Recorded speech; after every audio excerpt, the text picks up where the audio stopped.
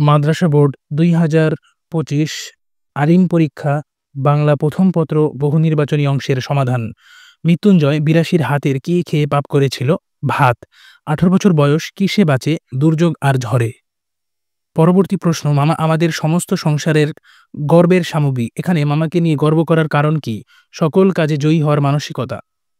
উদ্দীপক, প্রবাসী নীরব দেশে এসে অহংকারে আটখানা, নিজের কাজটিও যেন নিজে করতে চায় না, কিন্তু তার এমন অবস্থা পূর্বে ছিল না। বিয়ের পর তার শ্বশুর বাড়ির লোকেরা টাকা পয়সা খরচ করে তাকে বিদেশ পাঠিয়েছিল। নীরবের অহংকারী চেতনার প্রতিফলন ঘটেছে নিচের কোন উক্তিতে?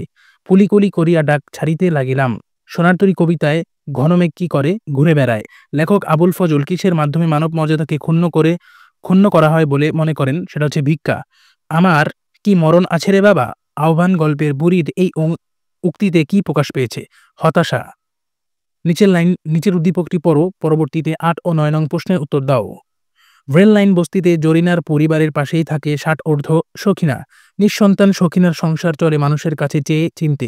পাশাপাশি থাকায় জরিনা ও সখিনার মধ্যে মা মেয়ের সম্পর্ক গড়ে ওঠে। সুবিধা অসুবিধায় সখিনার খাবার দাবার জরিনার ঘরেই হয়। তো উদ্দীপকের জরিনার আচরণের সঙ্গে নিচের কোন চরণের মিল রয়েছে? সেটা হচ্ছে লোকের ধান ভানে তাই চলে পায়, তাই চাল পায়, আমায় দুটো না দিয়ে খায় না। উদ্দীপক ও আহ্বান গল্প যে ভাবের দিক থেকে সঙ্গতিপূর্ণ সেটা হচ্ছে মানবিকতা, নির্ভরতা ও একে অপরের প্রতি মমতা। সুচেতনা কবিতায় মানুষ তবুও ঋণী কার কাছে? পৃথিবীর কাছে। বিদ্রোহী কবিতায় কাজী নজরুল ইসলাম নিজেকে কার কঠোর কুঠার বলেছেন? পরশুরামের কঠোর কুঠার বলেছেন। প্রতিদান কবিতায় কবি কবর বাঁধা বলতে কি বুঝিয়েছেন? ব্যথা দেওয়া। পরবর্তীতে একটি উদ্দীপক, অতি নিবিড় বেদনা বন মাঝেরে আজ পল্লবে পল্লবে বাজেরে, দূর গগনে কাহার পথ চাহিয়া আজ ব্যাকুল বসুন্ধরা সাজেরে। তো উদ্দীপকের সাথে সাদৃশ্যপূর্ণ পঙ্ক্তি কোনটি?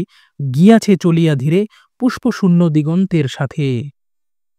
পরবর্তীতে উদ্দীপকের সাথে তাহার এই পরমাণু কবিতার যে দিকটি প্রকাশ পায় সেটা হচ্ছে প্রকৃতির সৌন্দর্য, ব্যক্তি জীবনের দুঃখময় ঘটনা, রিক্ততার হাহাকার।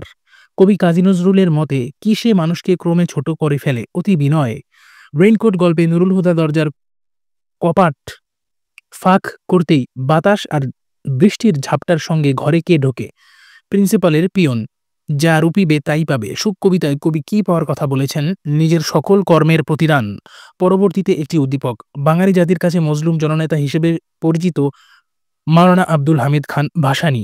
ব্রিটিশ বিরোধী আন্দোলন, কৃষক আন্দোলন, যুক্তফ্রন্ট সরকার, সবশেষ ৭১ সালে মুক্তি আন্দোলনে শরিক ছিলেন তিনি। হামলা মামলা, হুমকি ধমকি, জেল জরিমানা সহ্য করেও তিনি বাঙালির অধিকার আন্দোলন থেকে পিছপা হননি। উদ্দীপকের মাওলানা ভাসানী চরিত্রের সাথে বিদ্রোহী কবিতার কোন চরণের মিল রয়েছে? আমি চির বিদ্রোহী বীর। মাওলানা ভাসানীর মাঝে বিদ্রোহী কবিতার প্রতিফলিত দিক বিদ্রোহ, স্বদেশপ্রেম, আত্মত্যাগ। ভরসা হলো আর দমাতে পারবে না। শেখ মুজিবুর রহমানের এই ভরসা হওয়ার কারণ ২১শে ফেব্রুয়ারির গুলি হওয়ার খবরে সারা দেশে হরতাল হয়েছে। প্রতিদান কবিতায় কবি জসিম উদ্দিন বুক ভরা গান যার জন্য গেয়েছেন? যে বিষে ভরা বান মেরেছে তার জন্য। পরবর্তীতে ২২ নম্বর প্রশ্ন, অবশিষ্ট সৈন্যগণ কারবালা প্রাশস্থ বিজন বনমধ্যে পালাইয়া গেল কেন? প্রাণ রক্ষার জন্য। কতকাল পরে বাবা মনে পড়ল দেশের কথা।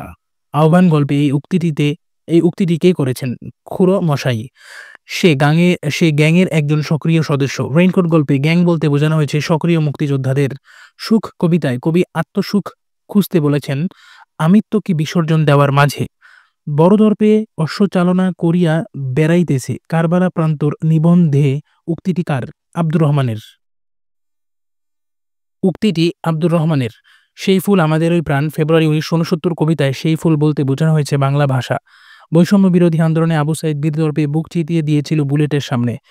অতঃপর আবু সাঈদ শাহাদাত বরণ করেন। উদ্দীপকের আবু সাঈদের মানসিকতা যেই পঙ্ক্তিতে ফুটে উঠেছে সেটা হচ্ছে প্রাণ দেওয়া নেওয়া ঝুলিটা থাকে না শূন্য।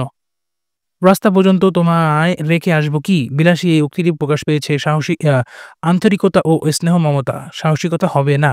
সর্বশেষ প্রশ্ন, ফেব্রুয়ারি ১৯৬৯ কবিতায় শহীদের ঝলকিতে রক্তের বুদবুদ কেমন? স্মৃতিগন্ধে ভরপুর। সকলকে ধন্যবাদ ভিডিওটি দেখার জন্য। আশা করি সাবস্ক্রাইব করে পাশে থাকবেন। আসসালামু আলাইকুম ওয়া রাহমাতুল্লাহি ওয়া বারাকাতুহু।